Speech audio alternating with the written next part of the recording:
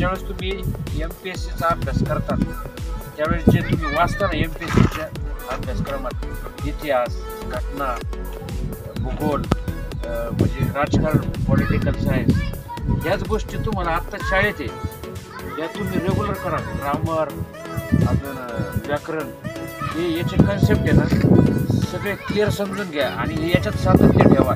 याच्यात तुम्ही प्रत्येक वर्षी टॉप येण्याचा जर प्रयत्न केला ना तुम्ही MPSC फर्स्ट अटेम्प्टमध्ये ना विदाउट स्ट्रगल म्हणजे त्रास न घेता तुम्ही तुमचा रिझल्ट लागेल आणि तुम्हाला फर्स्ट अटेम्प्टमध्ये तुम्हाला नोकरी मिळेल लगेच. आणि 11वीपासूनच आहे ना तुम्ही 11वीपासूनच ध्येय धरा कोणतं आपल्याला सिलेक्ट करायचं आहे, डॉक्टर किंवा फार्मासिस्ट किंवा पोलीस भरती किंवा तुम्हाला MPSCचं, त्या दृष्टीनंच 11वीपासूनच क्लासेस लावा तुम्ही.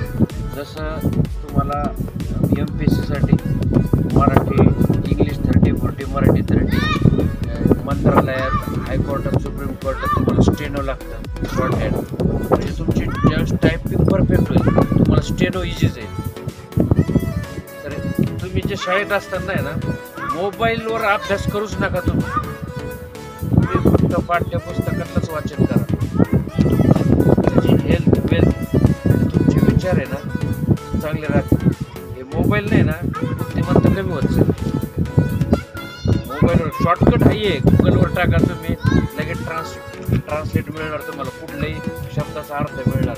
डायरेक्ट तुम्ही सर्च करा रील, डायरेक्ट मोटिवेशनल व्हिडिओ. पण तुम्ही मोबाईलचे हॅबिट असं सवय की तुम्ही 5 मिनटं तुमच्या कामाचं बघता आणि 15 मिनटं दुसरं रील चालू असते.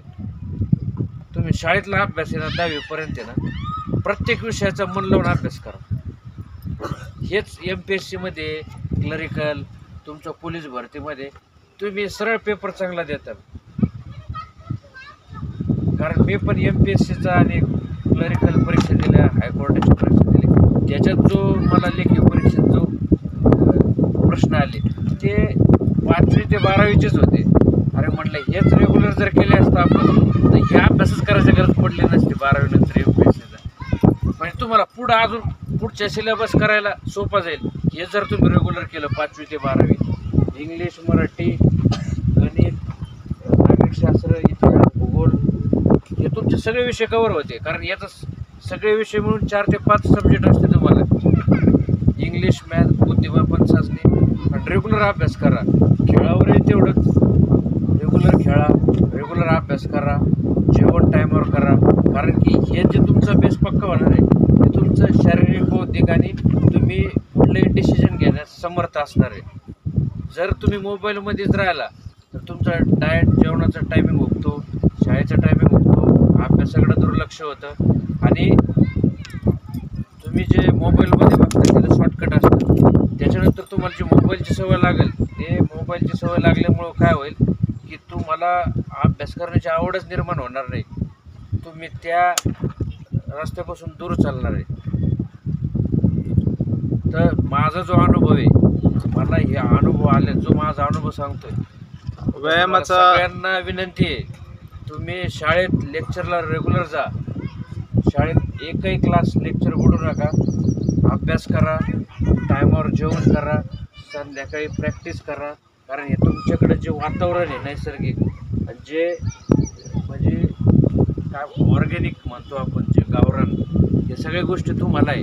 ज्यावेळेस तुम्ही मोठ्या मेट्रो सिटीत आफ्टर ग्रॅज्युएशन, आफ्टर 12th जातात, तिथं त्यावेळेस तुम्हाला इथली आठवण येईल. तिथं सगळं म्हणजे हायजेनिक फूड्स असतं.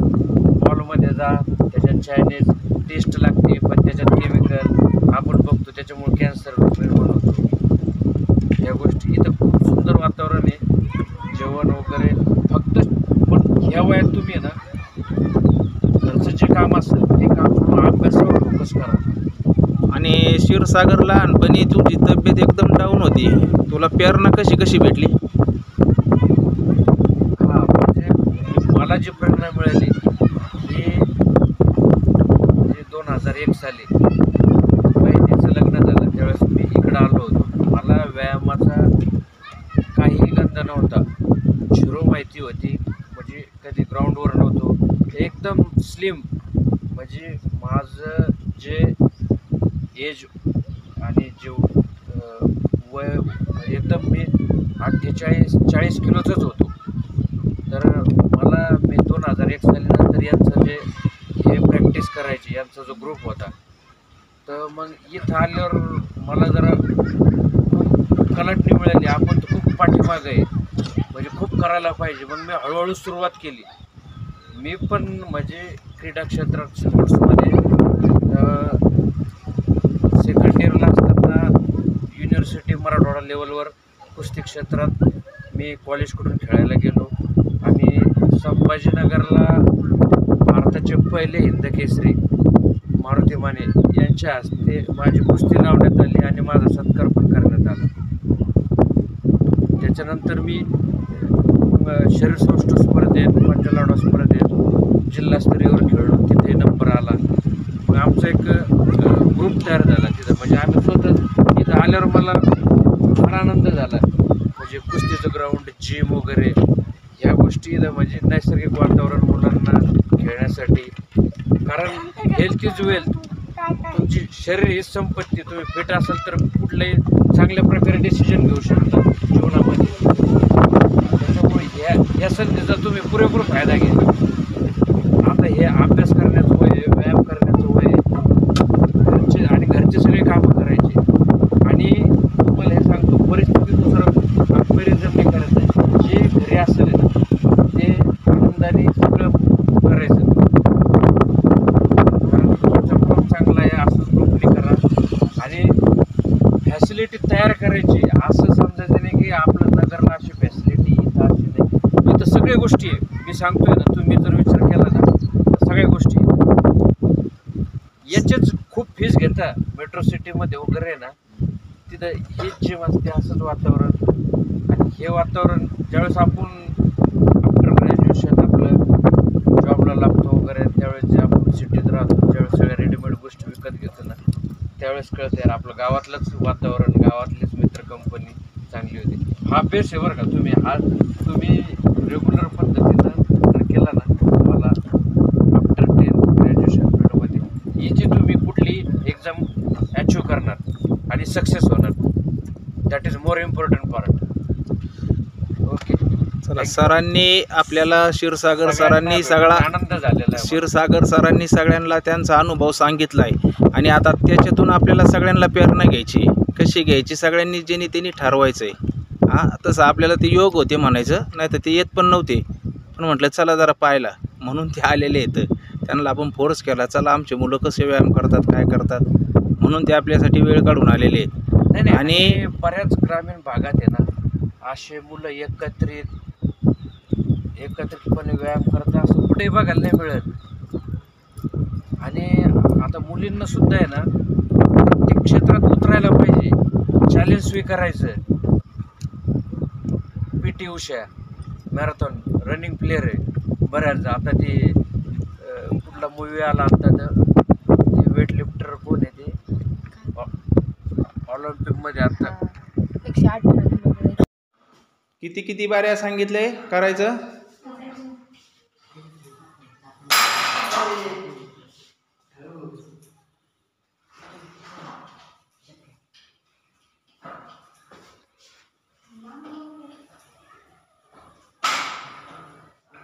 प्लेटा आदळून द्यायच्या नाही.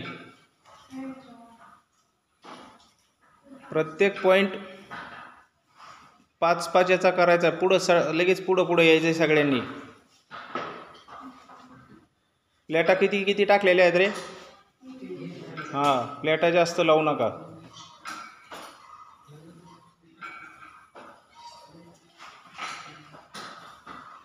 चल रे, नंबरशीर चल, त्याच्या मागं थांब जाऊन. ते घ्यायचं नाही.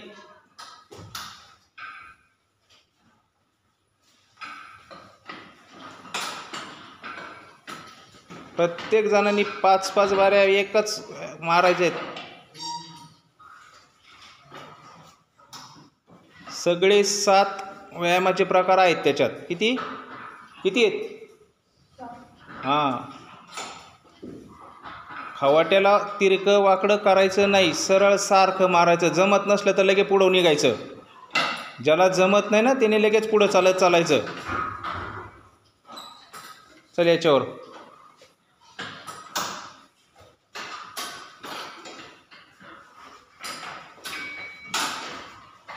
कोणा पुढं बघतो काय? तिथं थांब ना, थांब त्याच्यापाशी नंबर लावून ठेवायचा ना.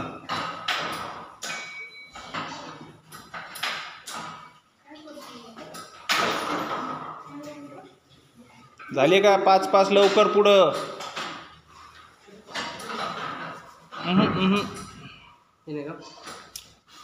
जे एक लगेच सुरू आहे ना तुम्हाला चान्स, परत घे ना 1-1ला.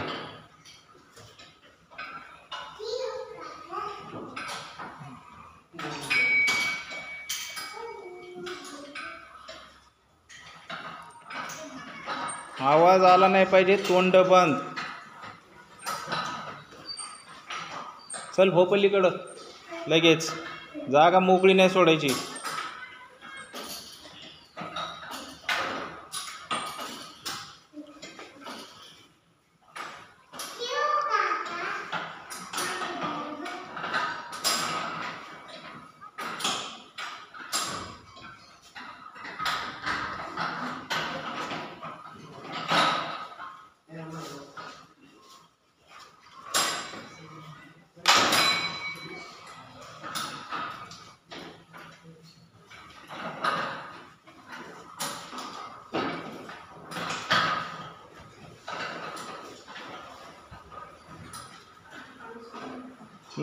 नवीन तू आहे ना, आजच आलेला आहे ना? चला लगेच ग्राउंडवर, इथं थांबायचं चप्पल घालून लाईनीत.